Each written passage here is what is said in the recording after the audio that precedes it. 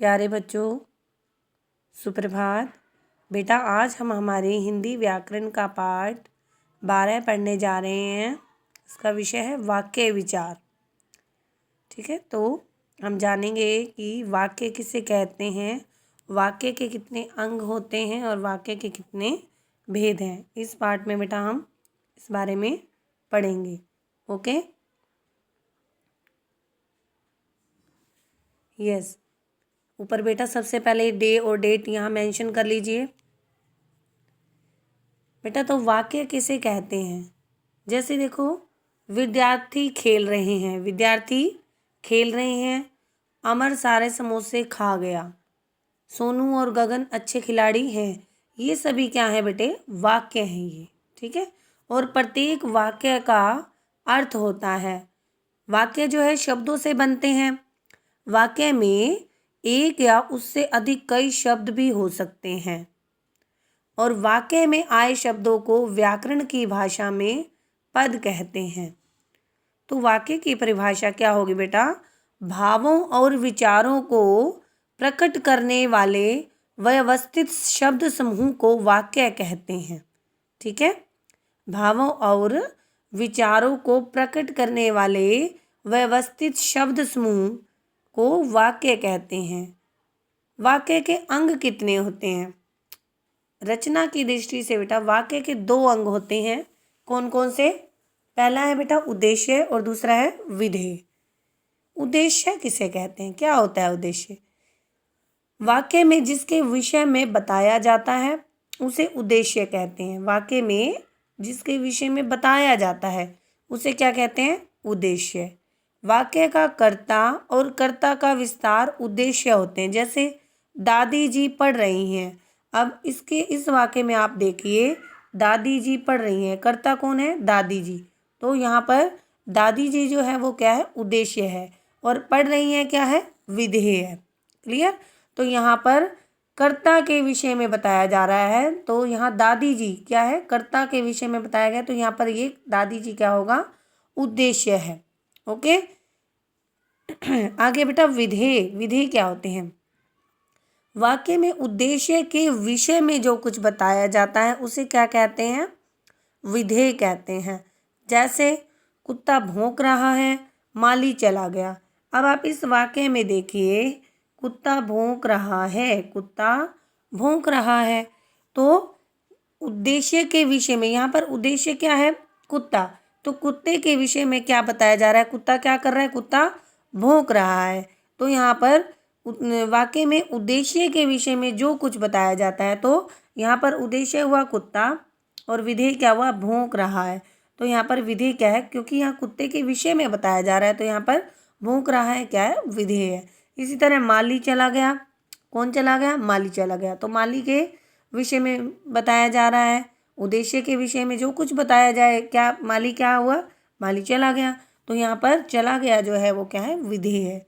Okay, next देखिए बेटा, नीचे कुछ उदाहरण दिए गए हैं। निर्धन बालिका भूख से व्याकुल है।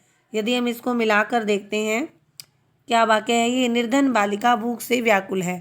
तो यहाँ पर किसके बारे में बताया जा रहा है? निर्धन बालिका के बारे में। ठीक है, जिसके बारे में वाक्य में जिसके विषय में बताया जाता है वो उद्देश्य होता है, और उद्देश्य के विषय में जो कुछ बताया जाए वो विधेय होता है।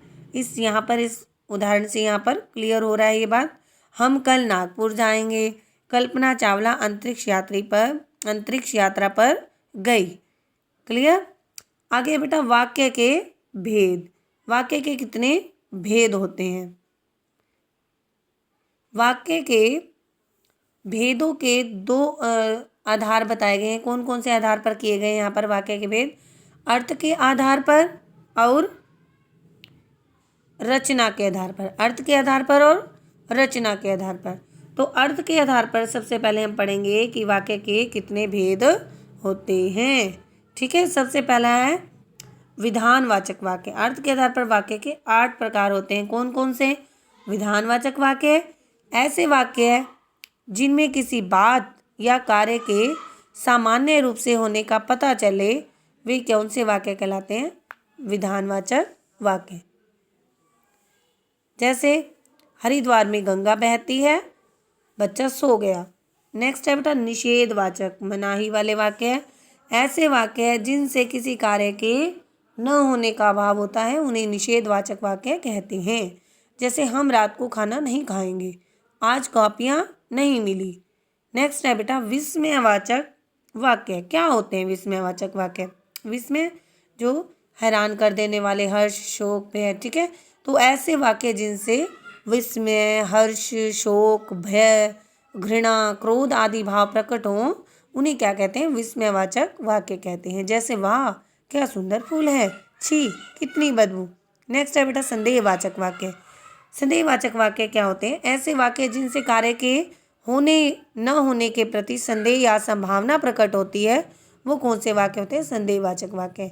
जैसे शायद अब सर्दी कम हो जाए, तो यहाँ पर संदेह की उपस्थिति है, संदेह प्रकट हो रहा है यहाँ पर।